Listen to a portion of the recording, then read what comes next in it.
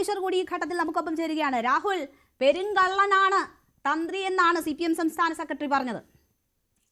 വളരെ സ്വാഗതാർഹമായ പ്രസ്താവനയാണ്. കാരണം അങ്ങനെ പറയുമ്പോൾ ആരാണ് തന്ത്രിയെ കുടുക്കിയെന്ന് പകൽ പോലെ വ്യക്തമാകുക.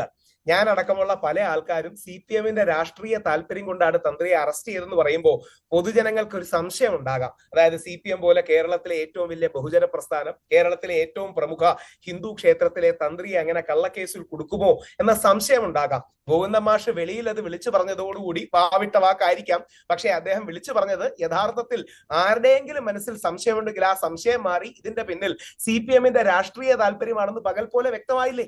ഇല്ലെങ്കിൽ ഗോവിന്ദ മാഷിന് എങ്ങനെയാണ് കോടതിക്ക് അറിയുന്നതിനെക്കാട്ടി കൂടുതൽ കാര്യങ്ങൾ അറിയുക? ഗോവിന്ദ മാഷ് എന്തായാലും ആഭ്യന്തരമന്ത്രിയോ അല്ലെങ്കിൽ ആഭ്യന്തര വകുപ്പ് ആളോ അല്ല, നിയമമന്ത്രിയല്ല.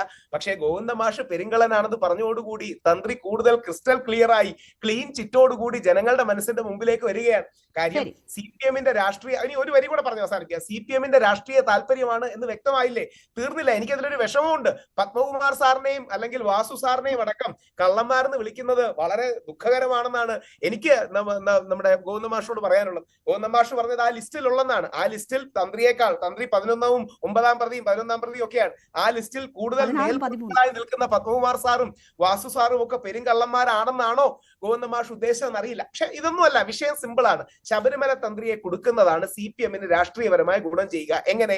CPM-ന് നേരെ ചോദ്യം ചേരങ്ങൾ ഒരുങ്ങുമ്പോൾ അതിന്റെ മുനയൊടിക്കാൻ, ആ ചോദ്യശരങ്ങളുടെ ശ്രദ്ധ തെറ്റിക്കാൻ SIT ഉപയോഗിച്ച് SIT-യെ PIT ആയി മാറ്റി, ശ്രീ പിണറായി വിജയൻ ഇൻവെസ്റ്റിഗേഷൻ ടീമായി മാറ്റി തന്ത്രിയെ കുടുക്കിയെന്ന് ഇപ്പം വ്യക്തമായില്ലേ? അതുകൊണ്ടല്ലേ അയോട്ട ഓഫ് എവിഡൻസ് പോലും തന്ത്രിക്കെതിരെ ഇല്ലെന്ന് പാരഗ്രാഫ് 88-ൽ 91-92 പേജിൽ ബഹുമാനപ്പെട്ട കോടതിക്ക് എഴുതേണ്ടി വന്നത്.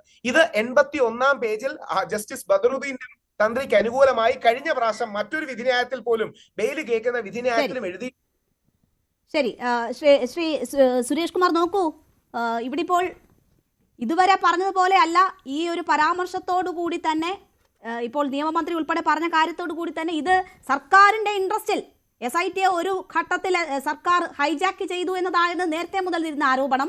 ആ ഹൈജാക്ക് ചെയ്ത SIT ഉപയോഗിച്ച് അന്വേഷണം വഴിതിരിച്ചു വിടാൻ CPM ചെയ്തതാണ് എന്ന് പൂർണ്ണമായും ബോധ്യപ്പെടുന്നു എന്നതാണ് രാഹുൽ ഉൾപ്പെടെയുള്ളവർ പറയുന്നത്. അതായിരിക്കും ഇനി അങ്ങോട്ട് പ്രചരണ തന്ത്രം. നാളെ സഭ ചേരാനിരിക്കുമ്പോഴൊക്കെ അതായിരിക്കും ആംഗിൾ. അപ്പൊ അതിനു മുൻപ് ഇവിടെ BJP പറഞ്ഞ 1-2 കാര്യങ്ങൾ